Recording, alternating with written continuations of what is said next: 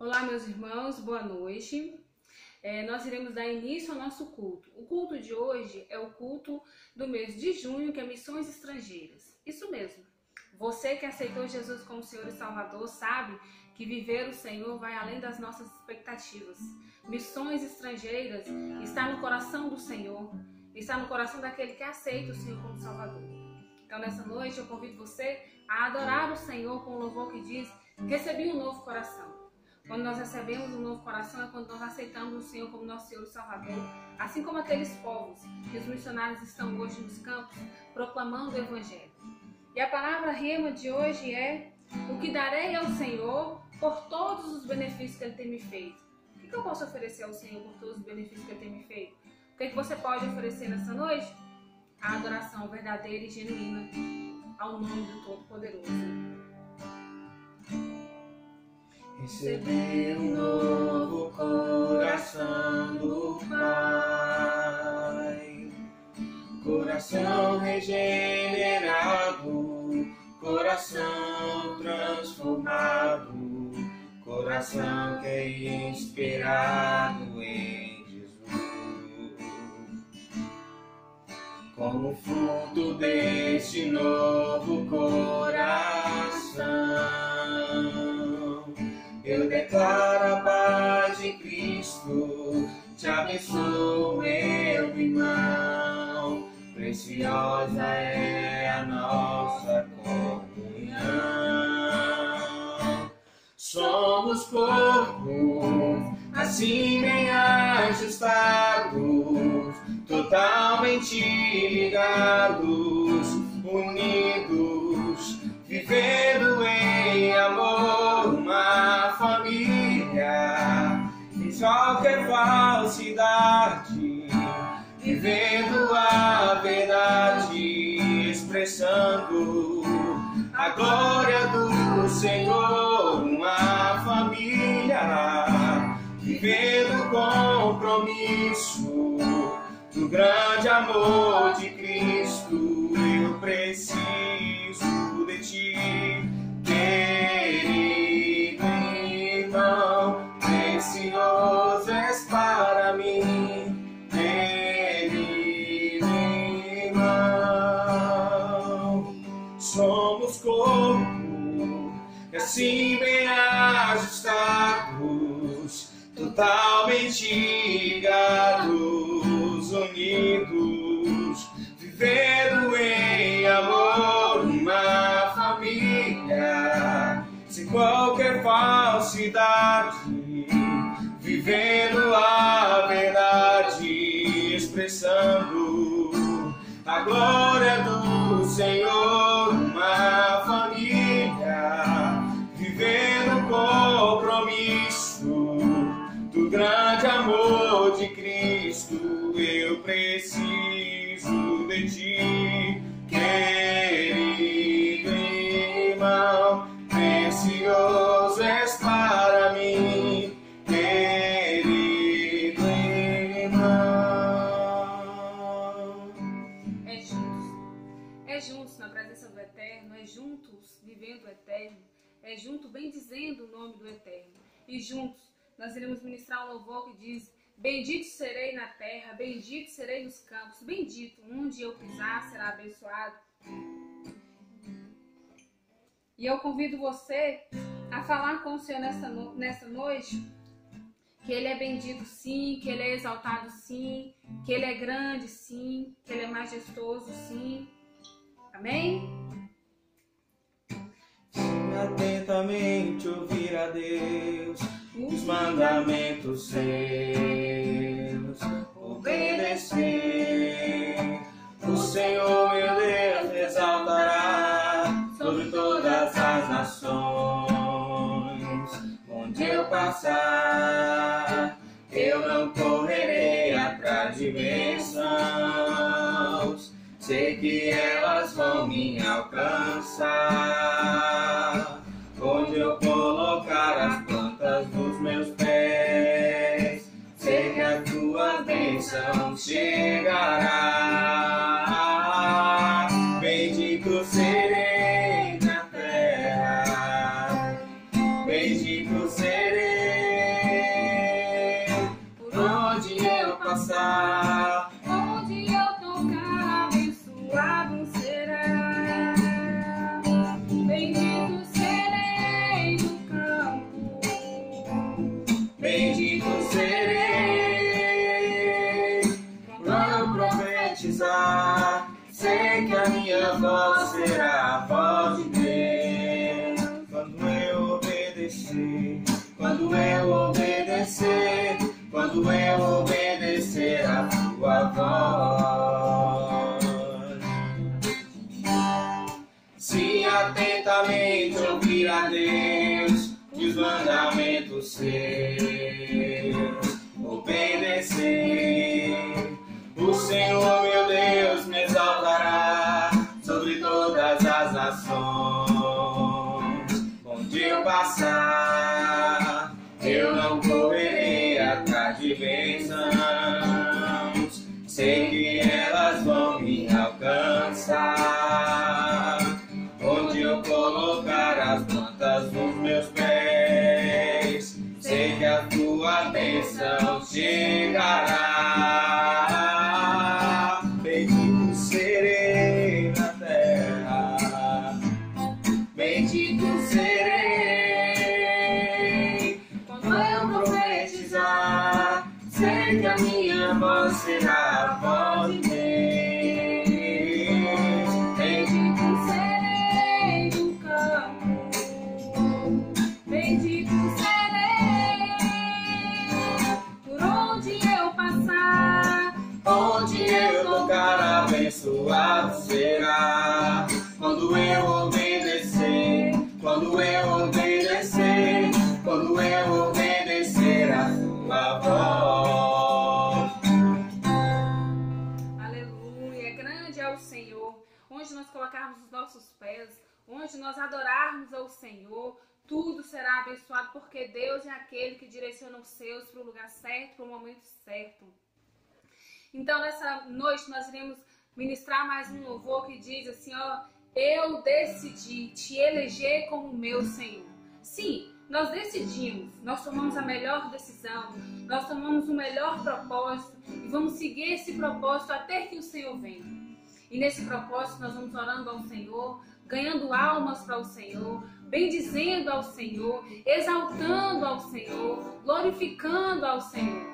Então, nessa noite, se você ainda não tomou a decisão de aceitar o Senhor como seu Senhor e Salvador, é agora. O momento é agora de servir ao Senhor, conhecer esse Deus que é tão perfeito, que é tão sublime, que é tão exaltado. Amém? Eu decidi, Jesus, te eleger como meu Senhor. Eu decidi, Jesus, te eleger como meu Senhor. Meu direito é de não ter direito algum. Meu querer é tão somente o teu querer. Para isso empenho minha palavra, uma aliança que faço por amor. Aceita, Senhor, a minha vida. Aceita, Senhor, essa aliança. Numa suave em tua presença, seja sempre o meu louvor. Seja sempre o meu louvor. Nós decidimos viver o Senhor. Eu decidi querer o Senhor, Jesus, estar com o Senhor, te eleger como meu Senhor, como nosso Senhor, nosso Salvador. Eu decidi, Jesus, te eleger como meu Senhor. O meu direito é de não ter direito algum. Meu querer é tão somente o teu querer. Para isso empenho minha palavra,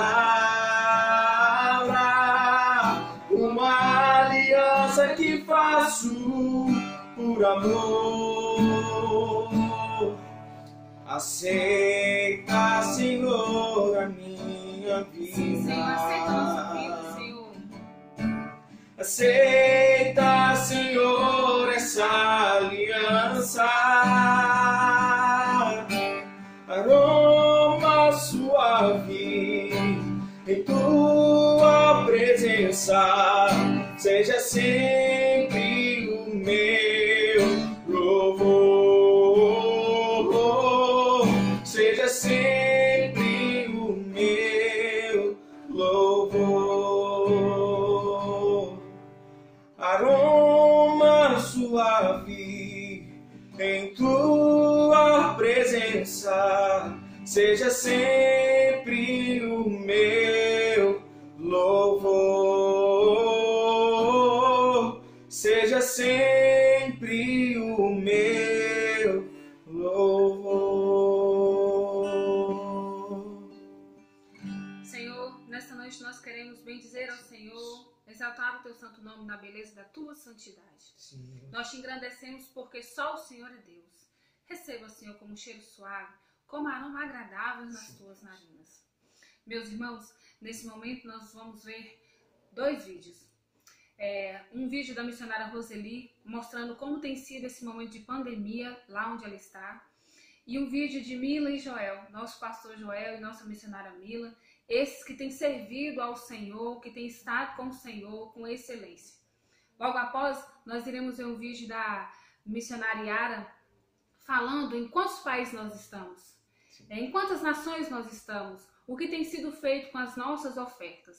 Logo em seguida, eu gostaria que você pegasse a sua oferta em mãos e apresentasse ao Senhor, dizendo ao Senhor: Senhor, eu estou te apresentando a minha oferta e gostaria, Senhor, que a minha oferta abençoasse os povos. Abençoasse, Senhor, todos aqueles que vão estar recebendo. Em nome de Cristo Jesus.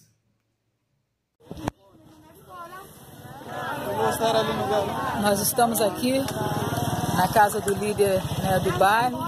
Estou aqui junto com o presbítero Cardoso, com o secretário Mariano, que é da ação social também da nossa igreja. Então nós estamos aqui fazendo esse trabalho aqui junto com os irmãos das igrejas e com esses refugiados que estão aqui, um grupo. Então nós vamos alcançar esse primeiro grupo.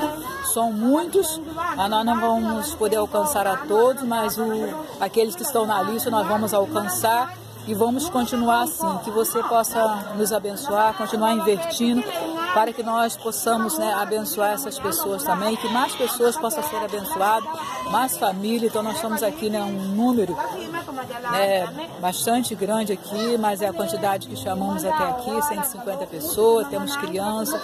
Então nós temos aqui, né, famílias que numa casa só está morando tudo junto, 35 pessoas junto, né, de vários locais, assim, do lado dos refugiados, mas estão morando junto. Então você está vendo esse vídeo, né, que eu possa orar por esse grupo, orar pelas essas pessoas e orar para a nossa igreja, para que possamos continuar fazendo assim a obra do Senhor e continue investindo nessa obra para que mais pessoas possam ser abençoadas. Moretele apoia Jesus Cristo. A paz do Senhor Jesus Cristo. Igreja Metodista Wesleyana de Itaém, forte abraço. Que Deus abençoe os irmãos aí, família pastoral, todo o conselho missionário. Estamos alegres em poder participar com vocês sobre o projeto Nampula. Agradecemos ao Senhor, o Senhor nos enviou àquele lugar e tivemos no ano passado o privilégio de recebermos ali o primeiro terreno da igreja, onde vai acontecer a escola e a Igreja Metodista Wesleyana. Deus tem nos proporcionado ali grandes experiências maravilhosas em nosso ministério e esta igreja abençoada tem sido participante desse ministério. Agradecemos as orações, as mobilizações, a confiança em nós ali naquele local. Por isso, nós queremos agora externar a nossa gratidão mais uma vez, através desse vídeo, e também dizer aos irmãos que o nosso amor por aquele povo tem sido a cada dia grande, vem aumentando, apesar das circunstâncias adversas, muitas das vezes, cultuando debaixo da árvore. Tínhamos que começar, então começamos debaixo do pé de árvore.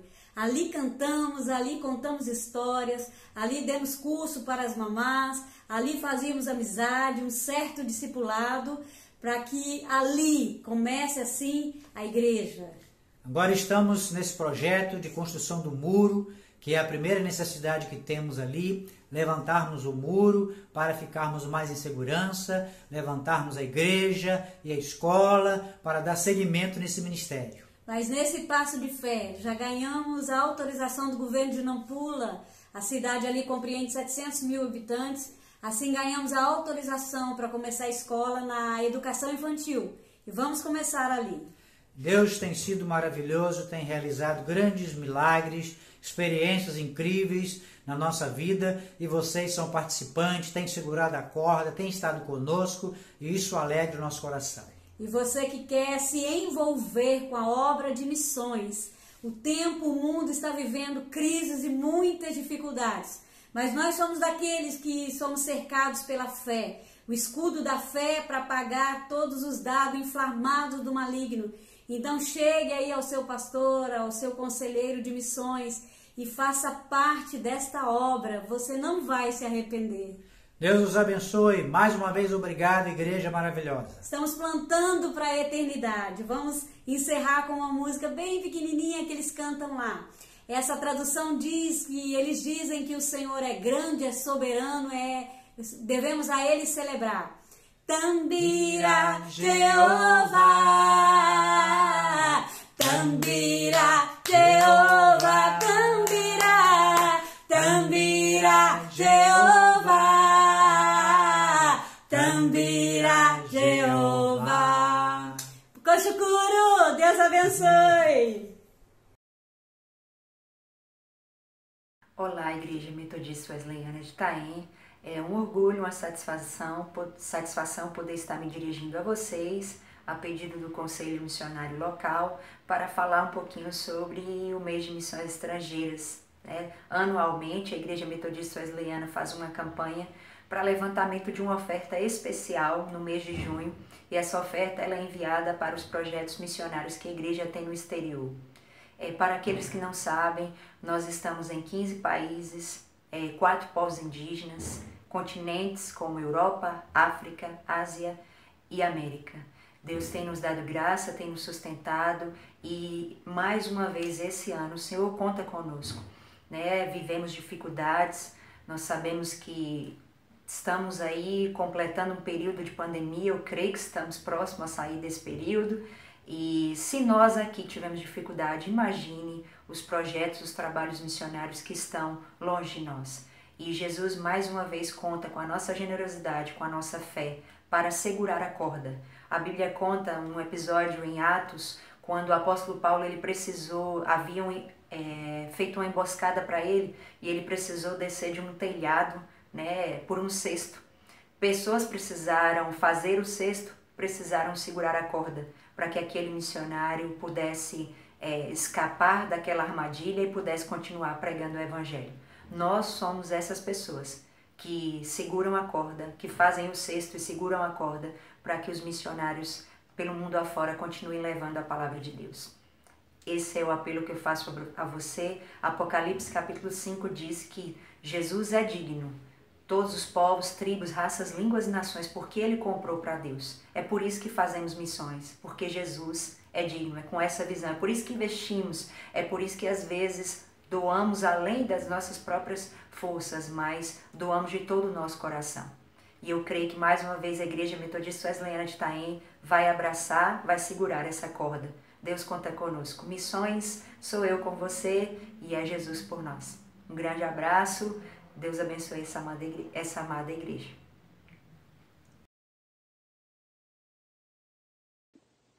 A paz do Senhor, queridos, vamos para o nosso momento do ofertório. Faremos isso com base em um texto, a reflexão de um texto de Paulo aos Filipenses, capítulo 4, do versículo 15 ao versículo 17. Vocês, filipenses, estejam certos que nunca vou me esquecer da primeira vez que deixei a província da Macedônia, aventurando-me com a mensagem, quando nenhuma igreja me ajudou na obra de dar e receber, a não ser vocês. Vocês foram os únicos. Mesmo quando eu estava em Tessalônica, vocês me ajudaram. Não apenas uma vez, mas 2 vezes. Não que eu viva pedindo esmolas, mas quero mesmo que vocês experimentem a bênção que procede da generosidade. Irmãos, nós entendemos que dízimo é fidelidade. Já a oferta é generosidade.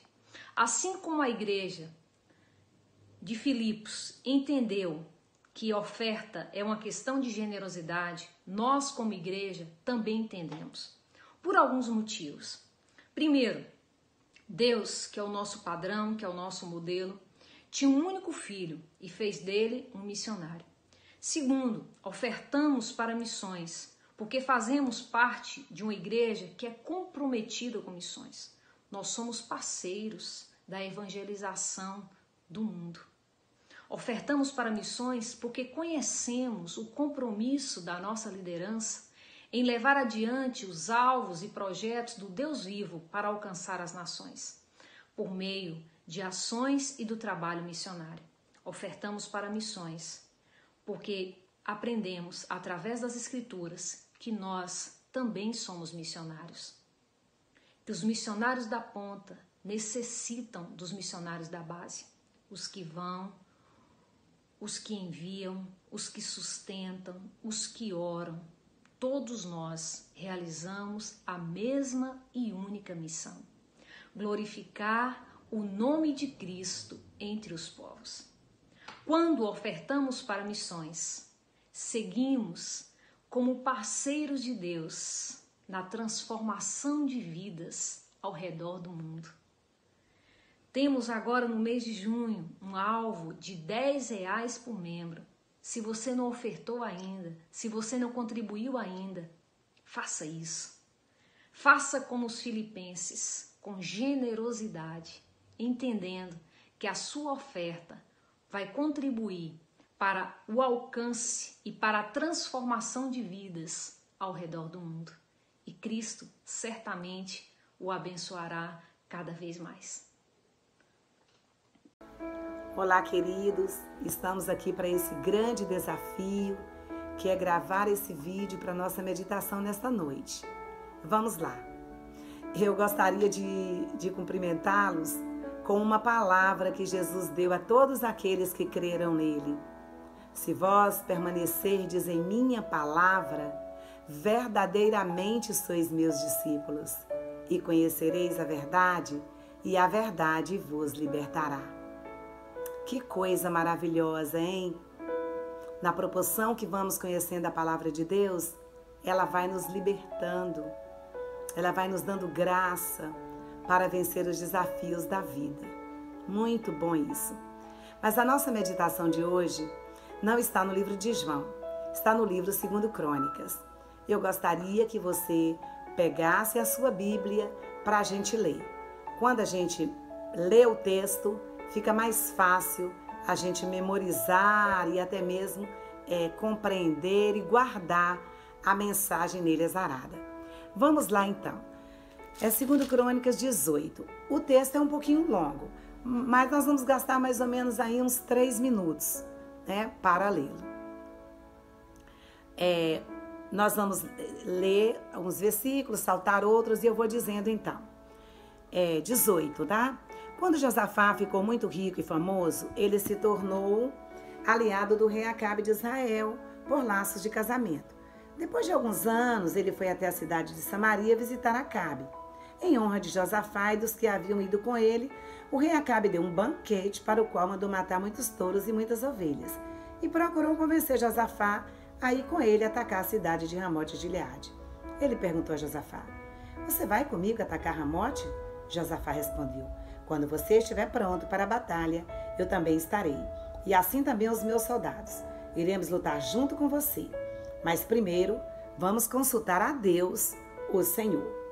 Aí Acabe mandou chamar os profetas, que eram 400, e perguntou: devemos atacar a cidade de Ramote ou não?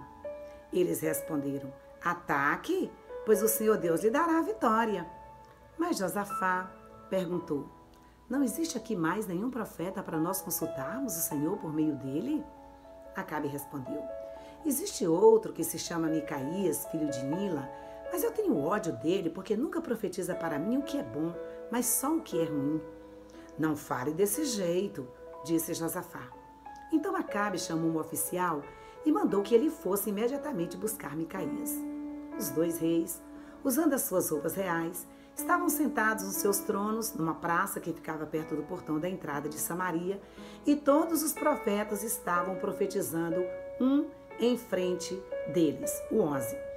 E todos os outros profetas profetizavam a mesma coisa. Eles diziam: marche contra a cidade de Ramote, que o Senhor, ó rei, vencerá. O Senhor Deus lhe dará a vitória. Enquanto isso, o oficial que tinha ido buscar Micaías disse a ele: todos os outros profetas profetizaram que o rei terá sucesso. É melhor que você faça o mesmo. Porém, Micaías respondeu: juro pelo Senhor, o Deus vivo, que eu falarei o que o meu Deus mandar. Quando Micaías chegou ao lugar onde estava o rei Acabe, este perguntou: Micaías, o rei Josafá e eu devemos atacar a cidade de Ramote ou não? Micaías respondeu: ataquem, pois vencerão. Deus lhes dará a vitória. Mas Acabe disse: quando você falar comigo em nome do Senhor Deus, diga a verdade. Quantas vezes preciso dizer isso? Micaías respondeu: vejo o exército de Israel espalhado pelos morros como ovelhas sem pastor. E o Senhor Deus diz: estes homens não têm chefe, que eles voltem para casa em paz.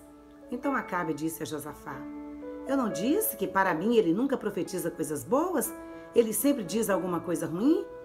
Micaías continuou: agora escutem o que o Senhor Deus está dizendo. Eu vi o Senhor sentado no seu trono no céu, com todos os anjos à sua direita e à sua esquerda. Ele perguntou: quem enganará Acabe para que ele vá a Ramote e seja morto lá? Alguns anjos disseram uma coisa e outros disseram outra, até que um espírito chegou perto do Senhor Deus e disse: eu me enganarei Acabe. O Senhor perguntou: como? E o espírito respondeu: eu irei e farei com que todos os profetas de Acabe digam mentiras. Então o Senhor ordenou: vá, engane Acabe, você conseguirá. E Micaías terminou dizendo a Acabe: o Senhor está vendo agora que o Senhor Deus fez com que todos esses seus profetas mentissem? Mas ele resolveu que vai acontecer uma desgraça com o Senhor rei. 25. Aí o rei Acabe deu a seguinte ordem a um dos seus oficiais: prenda Micaías e o leve a Amon, o governador da cidade, e ao príncipe Joás. Diga a eles que eu jogue na cadeia e o ponha a pão e água até que eu volte são e salvo. Micaías exclamou: se o Senhor, a rei, voltar em paz, então de fato o Senhor Deus não falou por meio de mim. Todos aqui deem atenção àquilo que eu profetizei. Então, queridos, nós estamos diante de um texto que, para ficar melhor, é preciso que a gente entenda o seu contexto. A gente bem sabe que até a época de Salomão, o reino de Israel era um reino unificado. Depois da morte de Salomão, o reino foi dividido. O reino foi dividido entre reino do norte e reino do sul. O reino do norte, nesse período aqui, estava sendo governado pelo rei Acabe. E o reino do sul, que compreende a Judá, estava sendo governado pelo rei Josafá. Muito bem. Bem sabemos que o rei Josafá era um homem temente a Deus. Foi um homem que eliminou os altares pagãos existentes em Judá. Foi um rei que fez com que o povo voltasse à adoração desde a época do seu pai, que também foi um rei que edificou o altar do Senhor. Então fez com que o povo voltasse para a adoração ao Deus vivo. Um homem temente a Deus. Enquanto que Acabe, bem sabemos que era esposo de uma mulher, casou-se com uma mulher feiticeira, uma mulher pagã, uma mulher que profanava os altares o altar do Deus vivo, uma mulher que perseguia os profetas, como perseguiu Elias, uma mulher que adorava ao Deus Baal, e que Acabe, manipulado por ela, acabou também adorando ao deus Baal. Então foi um dos piores reis, né, comparado àqueles que antecederam a ele. Então, a gente vê então que nessa conversa eles estavam com o desejo de resgatar Ramote Gileade. E por que resgatar Ramote Gileade? Porque o rei da Síria, ele, depois de 2 guerras, 2 batalhas ganhas por Acabe, então o rei da Síria, com medo de ser morto, fez um acordo com o rei Acabe, para que, um acordo de paz. E nesse acordo, ele devolveria as cidades que o seu pai dominou, que eram cidades de Israel, que o seu pai dominou no período do seu reinado. Então ele prometeu devolver a Acabe essas cidades. Passou-se um tempo e não houve a devolução da cidade. Então agora, Acabe quer o apoio de Josafá, que era um rei temido pelas nações vizinhas, né? Pelas suas conquistas, pela sua vitória e porque sabia que o Senhor andava com ele. Então convida Josafá para ir para essa batalha, a fim de tomar posse, de buscar de volta Ramote Gileade, que era uma cidade de levitas, que era uma cidade também, né, de refúgio, uma cidade importante para o povo de Israel. E então, qual foi a resposta do homem de Deus? A resposta do homem de Deus foi: vamos primeiro consultar ao Senhor. Eu vou com você, mas nessa condição de primeiro consultar ao Senhor. Muito bem, é assim que um homem de Deus faz. Antes de tomar qualquer decisão, antes de enfrentar qualquer guerra, qualquer batalha, seja ela minúscula ou seja ela grandiosa, precisa primeiro buscar ao Senhor. Porque é Ele que tem a direção certa, é Ele que abre os nossos olhos, é Ele que nos faz entender o que está à nossa frente, o que está oculto, o que está por vir. Não é o homem ser guiado pelo seu próprio coração. Todo homem que é guiado pelo seu próprio coração, ele simplesmente colhe maus resultados. Muito bem. Então, nessa programação, Acabe então manda buscar os 400 profetas para ouvi-lo, para saber qual era o posicionamento desses profetas em relação à decisão, já que foi uma exigência do rei Josafá. Mas eu quero voltar aqui a uma reflexão em relação ao posicionamento de Acabe. Quando o Senhor dá 2 vitórias grandiosíssimas, que foram 2 batalhas que o rei de Israel travou com o rei da Síria, o Senhor os fez vencedores, não foi porque Acabe buscava ao Senhor e dependia do Senhor. É porque Deus tem um compromisso com o seu povo e Deus queria mostrar também para o rei da Síria de que a sua arrogância e a sua petulância precisava cair por terra. Deus precisava mostrar para eles que em Israel tinha um rei. E então, Acabe achou-se, envaideceu-se, achando que era por conta dos seus méritos, do seu exército valente, das suas estratégias de guerra. E aqui a gente aprende, irmãos, que na verdade, nem sempre quando nós somos vitoriosos em algo, nem sempre quando nós somos prósperos em algo, nem sempre Deus está aprovando as nossas atitudes, as nossas decisões. Nem sempre Deus está aprovando aquilo que estamos fazendo. Muitas vezes, Deus tem outros propósitos. Por isso que Ele nos dá a bênção. E Ele nos dá a bênção para muitas vezes nos fazer refletir e voltar para a adoração, voltar para a sua presença, fazer uma análise do nosso interior e ver se nós realmente estamos agradando ao Senhor, né, naquilo que nós fomos salvos para fazer. Muito bem. Voltando então a Acabe, ele chama os profetas, os 400 profetas. E quando os profetas chegam, os profetas falam favorável ao rei. Ele fala eles falam, todos falam a mesma coisa.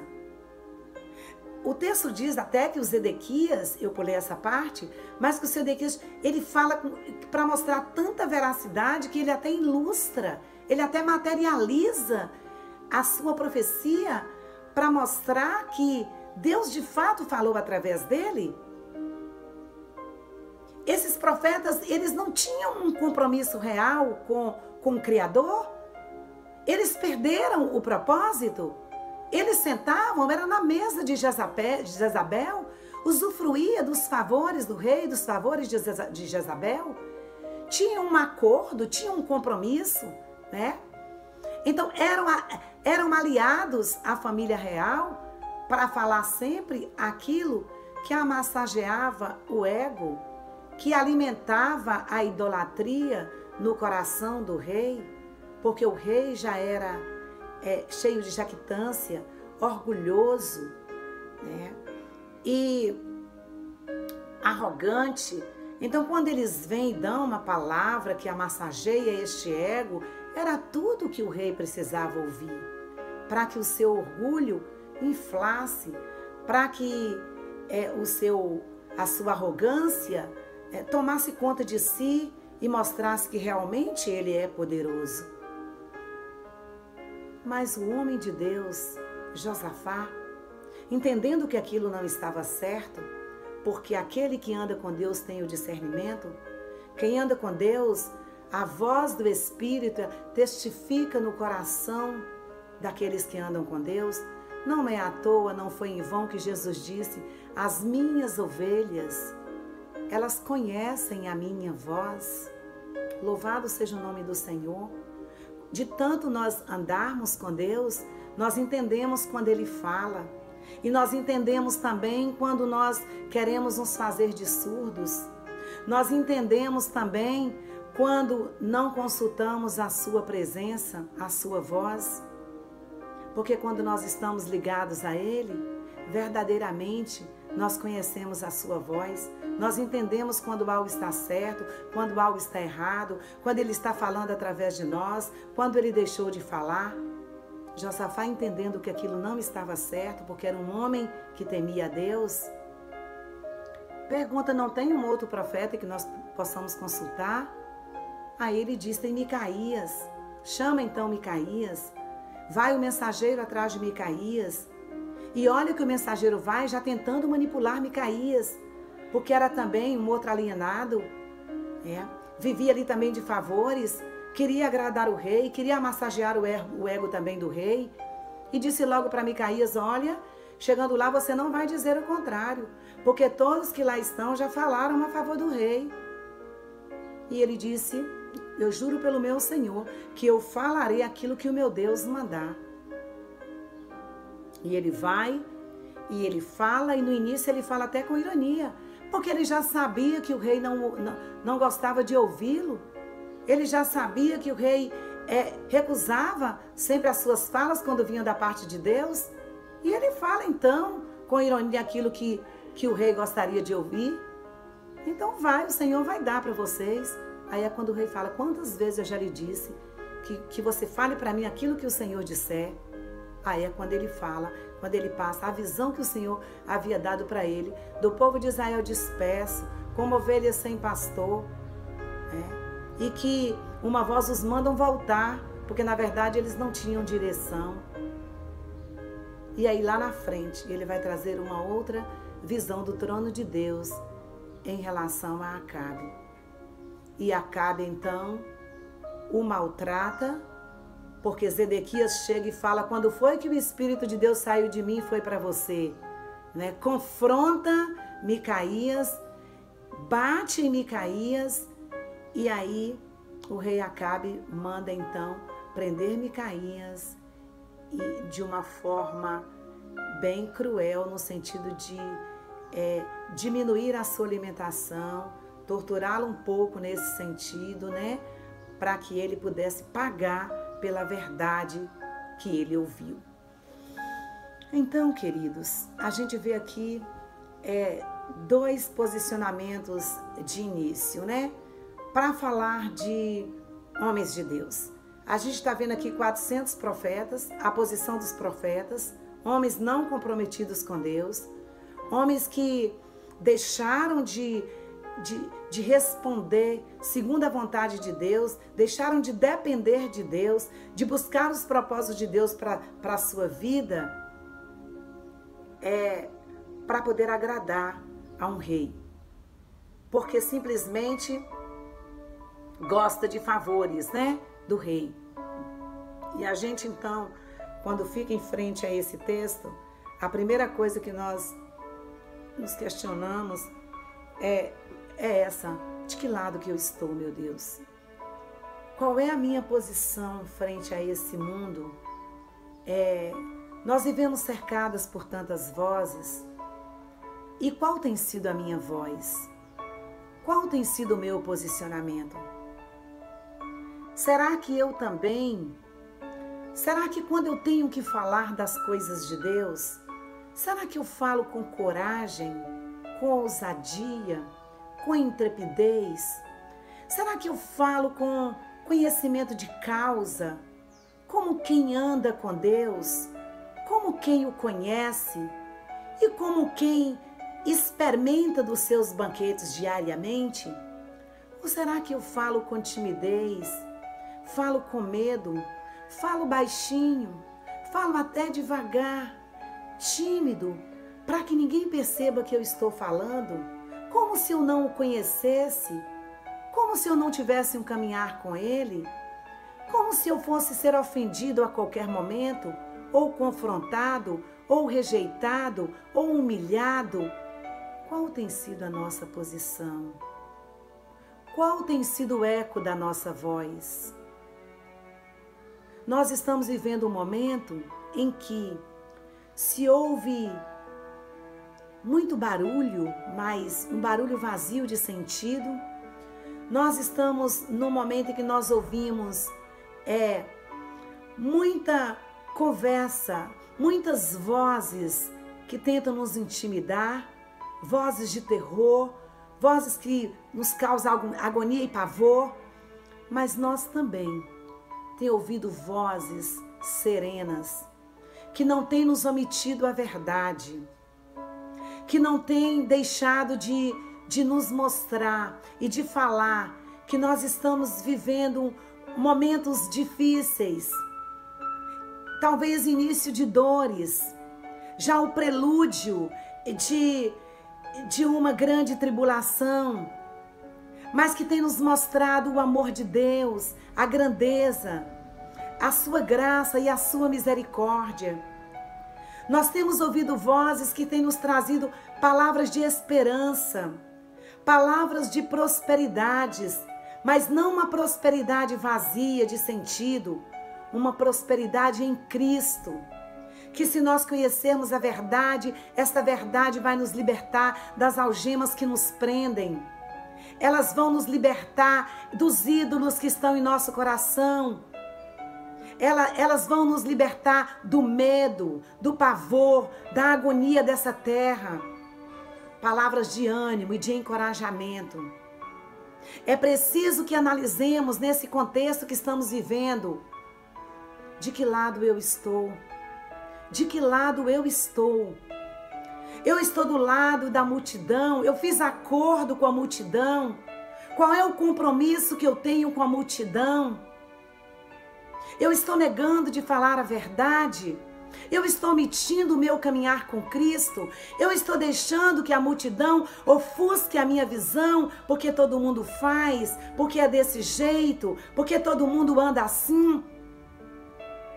Ou eu mudei o giro da minha vida, ou todos os dias a palavra me confronta e a palavra traz o meu olhar para o propósito para o qual eu fui chamado, para o qual o Senhor me marcou. É preciso que analisemos, queridos. Nós estamos passando por um teste de fé. Nós estamos passando por um teste também para ver o nosso nível de encorajamento. Nós vivemos num momento em que pessoas estão desesperadas, outras estão desacreditadas, Outras acham que isso não é nada. Outros não conseguem fazer uma leitura de que Cristo está às portas.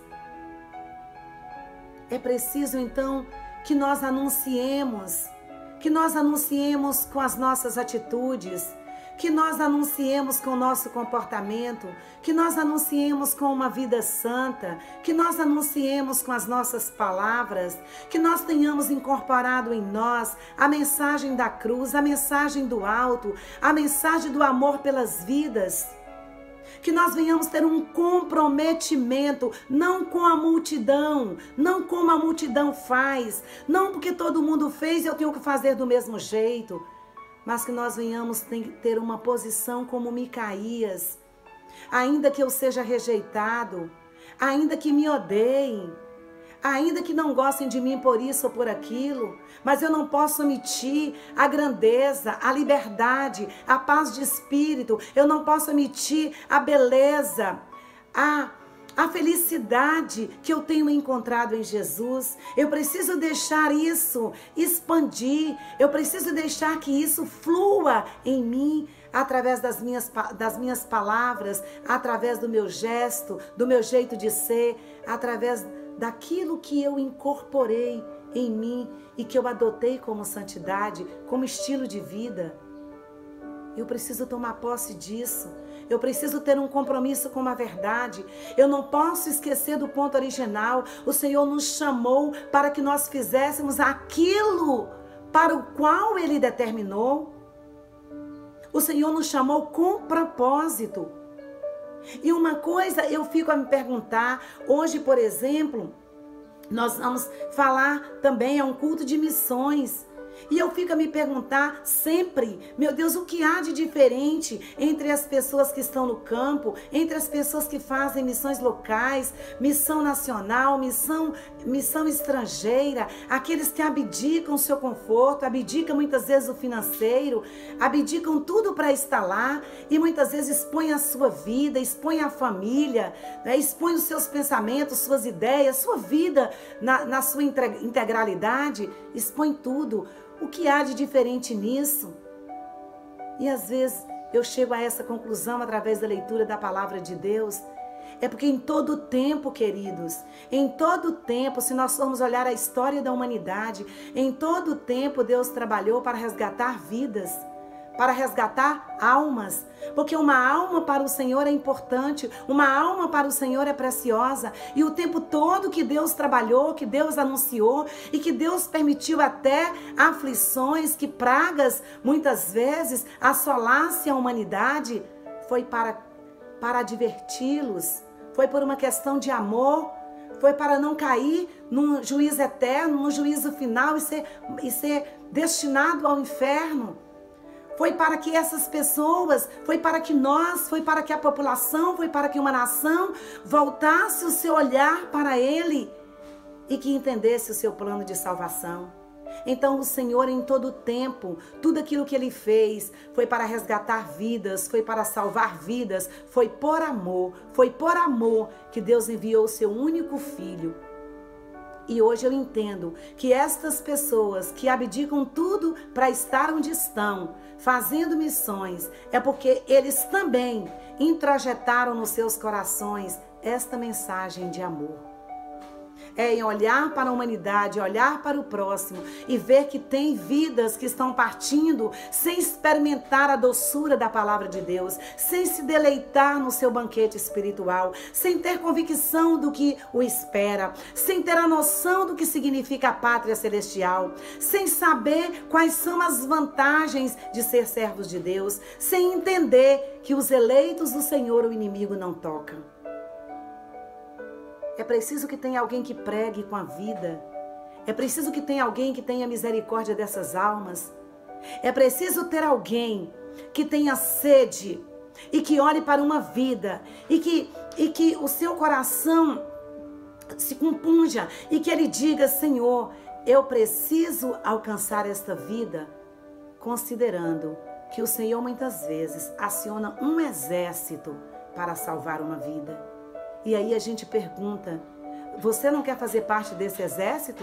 Eu também não quero fazer parte desse exército? E como eu quero fazer parte desse exército? Eu quero, Senhor, eu quero contribuir, eu quero ser um Micaías em tempos difíceis. Micaías sou eu, é você, Micaías é a igreja do Senhor, que precisa anunciar que são estrelas na terra, que é luz, que é farol, que é sal da terra e luz do mundo. É preciso então, Senhor, que o Senhor faça de nós pessoas influentes nessa terra, que vidas sejam transformadas através de nós. Que o Senhor nos use para que nós verdadeiramente, ainda que soframos, mas que tenhamos um comprometimento com a verdade, com a Tua palavra, que sejamos verdadeiramente pontes sobre as águas, que sejamos luz em meio à escuridão, que sejamos uma palavra de alento em meio ao desespero, que sejamos a calmaria, que levemos uma palavra de calmaria em meio à turbulência. E que possamos, Senhor, ó Deus amado, movidos pela Tua graça e pela Tua misericórdia, propagar o Teu reino, anunciar o Senhor até que o Senhor venha. Nós temos um compromisso contigo. Nós não podemos esquecer do propósito para o qual fomos chamados. Não podemos esquecer por que ainda estamos com vida, atravessando este momento difícil. É justamente para que nós nos posicionemos da forma que o Senhor quer que nos posicionemos. O Senhor quer que nós sejamos encorajados através da Tua palavra para ter força. E sabe, queridos, quando nos falta fé, o Senhor tem para nos dar. Quando nos falta coragem, que o Senhor nos anime e nos encoraje. Basta que nós coloquemos a nossa limitação diante do Senhor. Se o amor estiver arraigado em nosso coração, se nós estivermos movidos por essa sede, por esse desejo, por esta vontade ardente de anunciar o reino, porque urge que anunciemos, o Senhor vai nos dar as ferramentas, o Senhor vai nos dar as condições, o Senhor vai matando os ídolos do nosso coração, vai nos fazendo entender que é Ele quem reina em nós, que é Ele que tem o domínio da nossa mente, das nossas emoções, é Ele que está centralizado em nossa vida e nós temos um compromisso com Ele. Por maiores que sejam as ofertas da multidão, por maiores que sejam as vantagens, por maiores que sejam os presentes, né? Mas nós precisamos firmar o nosso compromisso com a verdade. E conhecereis a verdade, e a verdade vai nos libertando de tudo aquilo que nos oprime, de tudo aquilo que ofusca a nossa visão, de tudo aquilo que nos tira do foco. Que o Senhor nos abençoe, que o Senhor nos dê graça, que o Senhor nos ensine e que o Senhor nos fortaleça. Vamos orar. Senhor, nós te damos graças por essa noite. Nós bendizemos o Teu nome porque a cada dia, ó Deus, nós somos impelidos, através do Espírito Santo de Deus, a Te amar mais, a abraçar as Tuas coisas, ó Deus amado, e a nos permitir sermos confrontados pela Tua palavra. Porque é muito bom, Senhor, quando nós recebemos uma palavra que só massageia o nosso ego, mas ela não nos faz crescer. Ela não nos faz renunciar e matar os ídolos que existem dentro de nós. É preciso que a Tua palavra nos confronte, para que assim, Senhor, ó Deus amado, nós possamos retomar a atitude de servos de Deus, conforme o Senhor quer que nós nos posicionemos. Nos dê graça, nos ajude a Tua igreja, ó Deus amado, a ser luz em tempos difíceis, em tempos de trevas. Dê-nos a Tua graça e que a Tua mão possa sempre nos direcionar e nos orientar conforme a Tua palavra. É a nossa oração, em nome de Jesus. Que Deus nos abençoe, queridos. Tenha uma noite de paz.